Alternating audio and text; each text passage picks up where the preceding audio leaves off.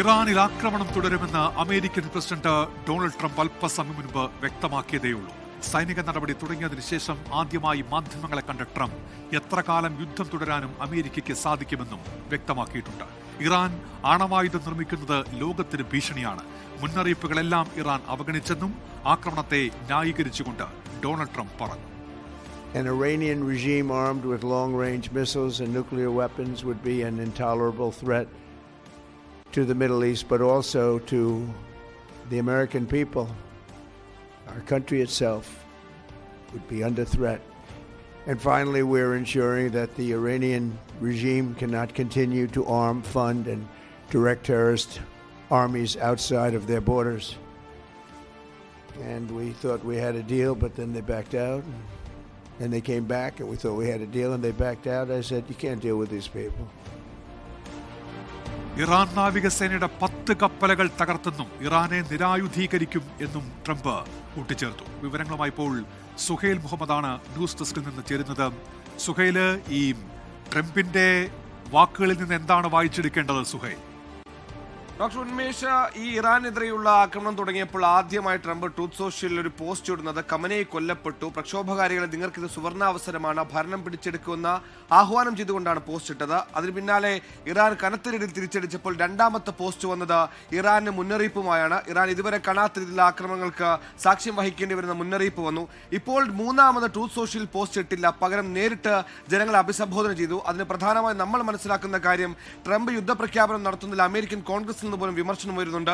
കൃത്യമായ പ്രോട്ടോകോൾ പാലിക്കാതെ, അല്ലെങ്കിൽ ഈ പറയുന്ന പോലെ കോൺഗ്രസിന് അനുമതി വാങ്ങാതെയുള്ള യുദ്ധപ്രഖ്യാപനത്തിലേക്ക് പോകുന്ന രാഷ്ട്രീയമായ ഒരു പൊളിറ്റിക്കൽ പ്രഷർ ട്രംപിന് നേരെ ഉണ്ടാകുന്നു. അതേസമയം തന്നെ ഇസ്രായേലുമായി ചേർന്ന് നടത്തുന്ന ആക്രമണത്തിൽ ഈ പറയുന്ന മധ്യപൂർവേഷ്യകളിൽ അമേരിക്കൻ ബേസുകൾക്ക് നേരെ ഉണ്ടാകുന്ന ആക്രമണങ്ങളിൽ അമേരിക്കൻ സൈനികർ കൊല്ലപ്പെട്ടെന്ന വാർത്ത സ്ഥിരീകരിക്കപ്പെട്ടിട്ടുണ്ട്. 4 അമേരിക്കൻ സൈനികർ കൊല്ലപ്പെടുന്നു. അതായത് അമേരിക്കൻ ജനതയ്ക്ക് കാഷ്വാലിറ്റി ഉണ്ടാകുന്നു, അവരുടെ സൈന്യത്തിന് കാഷ്വാലിറ്റി ഉണ്ടാകുന്നു.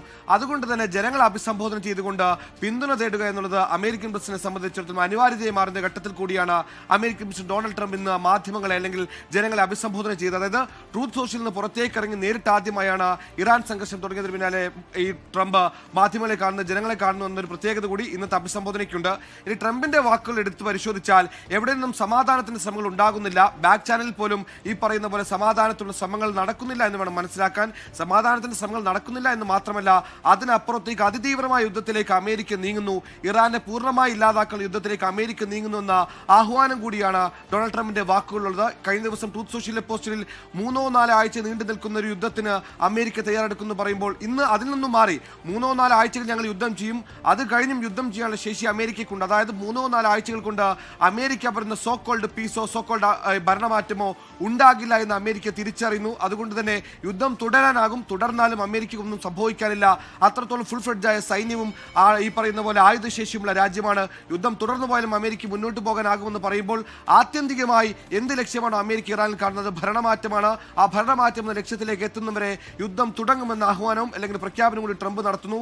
അതിന് ഘട്ടഘട്ടമായ 3 പോയിന്റുകളാണ് ഡൊണാൾഡ് ട്രംപ് പറയുന്നത്. ആദ്യം ഇറാന്റെ ബാലിസ്റ്റിക് മിസൈൽ ശേഷി കുറക്കുക, അല്ലെങ്കിൽ അത് ഇല്ലാതാക്കുക. നിലവിൽ നമ്മൾക്കറിയാവുന്നതുപോലെ ഇറാൻ പ്രതിരോധത്തിനാണെങ്കിലും ഈ പറയുന്ന പോലെ പ്രത്യാക്രമണത്തിനാണെങ്കിലും ഏറ്റവും കൂടുതൽ ഉപയോഗിക്കുന്ന ബാലിസ്റ്റിക് മിസൈലുകളാണ്.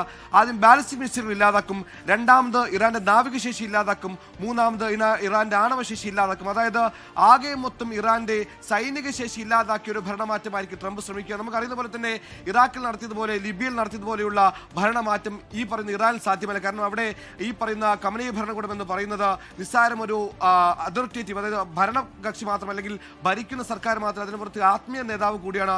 ആത്മീയമായ അല്ലെങ്കിൽ സ്പിരിച്വലായ ഒരു ഐഡിയോളജി കൂടി വഹിക്കുന്ന, അല്ലെങ്കിൽ ഐഡിയോളജി കൂടി ഫ്യൂൽ ചെയ്യപ്പെടുന്ന ഒരു ഭരണ സംവിധാനം ഇറാനുള്ളത്. അതുകൊണ്ട് ഇറാനിൽ ഒരു പ്രതിപക്ഷ നിലവിലൊരു പ്രതിപക്ഷമേ ഇല്ല. അതുകൊണ്ട് തന്നെ പ്രക്ഷോഭകാരികളാൽ ഭരണം അട്ടിമറിക്കാൻ സാധിക്കില്ല. അതുകൊണ്ട് യുദ്ധം തന്നെ വേണ്ടിവരും. ആ യുദ്ധം വേണ്ടി വന്നാൽ ഒരു പ്രക്ഷോഭകാരികൾക്ക് ഭരണം പിടിച്ചമർത്താൻ അല്ലെങ്കിൽ ഭരണം കയ്യിലെടുക്കാൻ പുറത്തു വരണമെങ്കിൽ അവിടെയുള്ള സൈന്യം ഇല്ലാതാക്കണം. ഇറാൻ റവല്യൂഷണറി ഗാർഡ് കോപ്സ് എന്ന് പറയുന്ന ഏറ്റവും സുസജ്ജമായ സൈന്യമാണ്. 6 ലക്ഷത്തിലേറെ സൈനികരുള്ള, 3 ലക്ഷത്തിലേറെ റിസർവ് സൈനികരുള്ള, ആകെ 9 ലക്ഷത്തിലേറെ വരുന്ന സൈനികരുള്ള വലിയ പടയാണ്. ആ സൈന്യത്തിന് ശേഷി ഇല്ലാതാക്കാതെ അമേരിക്കൻ ഉദ്ദേശിക്കുന്ന ഒരു ഭരണമാറ്റം അവിടെ ഉണ്ടാകില്ല. അതുകൊണ്ട് തന്നെ ആത്യന്തിക ലക്ഷ്യമായ റെജിം ചേഞ്ച് റേഞ്ചിലേക്ക് വരണമെങ്കിൽ അമേരിക്ക കൃത്യമായ ബോധ്യമുണ്ട്. ഇറാനെ ഘട്ടം ഘട്ടമായി ഇല്ലാതാക്കണം. ഇറാനെ ഘട്ടം ഘട്ടമായി ഇല്ലാതാക്കുന്നതുകൊണ്ട് ഉദ്ദേശിക്കുന്നത് സൈനികമായ ശേഷി ഇല്ലാതാക്കുക എന്നുള്ളതാണ്. സൈനികമായ ശേഷി ഇല്ലാതാക്കിയാൽ സ്വാഭാവികം ഇറാൻ റവല്യൂഷണറി ഗാർഡ് കോർപ്സിന് ശക്തിയില്ലാതാകും. ഇത് പ്രക്ഷോഭകാരികൾക്ക് ഭരണം പിടിച്ചെടുക്കാനുള്ള ഊർജ്ജമായി മാറും. അതുകൊണ്ട് തന്നെ എന്താണോ ഇസ്രയേലും അമേരിക്കയും ഉദ്ദേശിക്കുന്ന ലക്ഷ്യം, ആ ലക്ഷ്യം ഭരണമാറ്റമാണ്. ആ ലക്ഷ്യത്തിലേക്ക് എത്തുന്നത് വരെ പിന്നോട്ടില്ല എന്ന് ഉറപ്പിച്ചു പറയുന്നു. അതേസമയം തന്നെ ഇറാനും അമേരിക്കയുമായ ഒരു പീസ് ടോക്കിനുള്ള സാധ്യതകൾ തള്ളുന്നു. അമേരിക്കയുമായി ചർച്ചയ്ക്കില്ല, സന്ധിയില്ല, തിരിച്ചടിക്കാൻ ഇറാൻ തയ്യാറാകുന്നു എന്ന് അലി ലാരിജാനി, ഇറാന്റെ സുരക്ഷാ ഉപദേഷ്ടാവാണ് അലി ലാരിജാനി ഇന്നലെ തന്നെ വ്യക്തമാക്കിയിട്ടുണ്ട്. അമേരിക്കയുമായി സംസാരമില്ല. അമേരിക്കയ്ക്ക് മുന്നിൽ അമേരിക്കയെ തിരിച്ചടിക്കുക മാത്രമാണ് ഇറാന്റെ മുമ്പുള്ള വഴി. അത് ഇറാൻ ചെയ്യുന്നു എന്ന് വേണം നമുക്ക് മനസ്സിലാക്കാൻ. കഴിഞ്ഞ 48 മണിക്കൂറുകളിൽ നമ്മൾ കണ്ടാൽ ആദ്യത്തെ 24 മണിക്കൂർ ഇറാൻ പല ഘട്ടത്തിലും UN സെക്യൂരിറ്റി കൗൺസിൽ പ്രഷർ ചെലുത്തി മറ്റുമൊക്കെ സമാധാനത്തിനുള്ള ശ്രമങ്ങൾ തുടങ്ങിയിരുന്നു. അവസാനത്തെ 24 മണിക്കൂർ എടുത്ത് പരിശോധിച്ചാൽ എവിടെയും സമാധാനത്തിൽ ശ്രമങ്ങൾ നടത്തണമെന്ന് പോലും ഇറാൻ പറഞ്ഞിട്ടില്ല. ഇറാനെ സംബന്ധിച്ചിടത്തോളം കണ്ണും പൂട്ടിയുള്ള അടി എന്ന് വേണം നമുക്ക് ഈ ഘട്ടത്തിൽ പറയാൻ. കണ്ണും പൂട്ടി ഇറാൻ ഈ മിഡിൽ ഈസ്റ്റ് രാജ്യങ്ങൾ അടിക്കുമ്പോൾ ചെറിയ കണക്കൂട്ടലും ഇറാനുണ്ട്. കാരണം നമ്മൾക്കറിയുന്ന പോലെ തന്നെ ഇസ്രയേലും അമേരിക്കയുമാണ് മധ്യപൂർവേഷ്യകളും മിഡിൽ ഈസ്റ്റുകളും യുദ്ധ സാധ്യത അല്ലെങ്കിൽ യുദ്ധമുഖത്തേക്ക് എത്തിച്ചിരിക്കുന്നത്. അതേസമയം ഈ യുദ്ധം തുടങ്ങി വെച്ച അമേരിക്കയിലും പ്രശ്നമല്ല. അമേരിക്കയിലെ ന്യൂയോർക്കിലെ അല്ലെങ്കിൽ ന്യൂജേഴ്സിയിലെ മനുഷ്യർ സുഖസുന്ദരമായി ഉറങ്ങുന്നു. അതേസമയം അമേരിക്കയ്ക്ക് താളമൊരുക്കുന്നതിന്റെ പേരിൽ മിഡിൽ ഈസ്റ്റ് രാജ്യങ്ങളെ ജനങ്ങളുടെ ജീവിതത്തെ ബാധിക്കുന്നവരുടെ ഉറക്കം കെടുത്തുന്നു. അതുകൊണ്ട് തന്നെ സ്വാഭാവികമായ ഒരു അനീതി അവിടെ ഉണ്ടാകുന്നുണ്ട്. ഇത്തരത്തിൽ തുടർച്ചയായി മിഡിൽ ഈസ്റ്റ് രാജ്യങ്ങൾ ആക്രമണം നടത്തിയാൽ അവരുടെ സുരക്ഷ അമേരിക്കയുടെ ഉത്തരവാദിത്തമാണ് രാഷ്ട്രതലവന്മാർക്ക് ബോധിപ്പിക്കേണ്ടി വരും. ആ രാഷ്ട്രതലവന്മാരുടെ മുമ്പിൽ അമേരിക്കയ്ക്ക് മേൽ ഈ പറയുന്ന GCC രാജ്യങ്ങളുടെ രാഷ്ട്രതലവന്മാരുടെ സമ്മർദ്ദം ഉണ്ടാക്കേണ്ട ഒരു ഐഡിയ കൂടി ഇത്തരത്തിൽ മിഡിൽ ഈസ്റ്റ് രാജ്യങ്ങൾ ആക്രമിക്കുമ്പോൾ ഇറാന്റെ മുമ്പിലുണ്ട്. മറ്റൊരു എടുത്തു പറയേണ്ട കാര്യം, സമാധാന സാധ്യത ഇവിടെ തെളിയുന്നില്ല എന്ന് മാത്രമല്ല, രണ്ട് ശക്തികളായി ലോകം മാറുന്നു എന്ന് നമ്മൾ സംശയിക്കേണ്ടി വരുന്നു. കാരണം അമേരിക്കയ്ക്കും ഇസ്രയേലിനും പിന്തുണ അറിയിച്ചുകൊണ്ട് ജർമ്മനിയും UK-യും ഇതിനോടകം തന്നെ വന്നു കഴിഞ്ഞു. അതേസമയം തന്നെ ഇറാൻ ഏറ്റവും കൂടുതൽ മിലിറ്ററി ബാക്കപ്പ് ചെയ്യുന്ന, ആയുധങ്ങൾ കൊടുത്ത് സപ്പോർട്ട് ചെയ്യുന്ന അല്ലെങ്കിൽ ആയുധങ്ങൾ നൽകുന്ന ഹൈലി എക്യുപ്ഡായ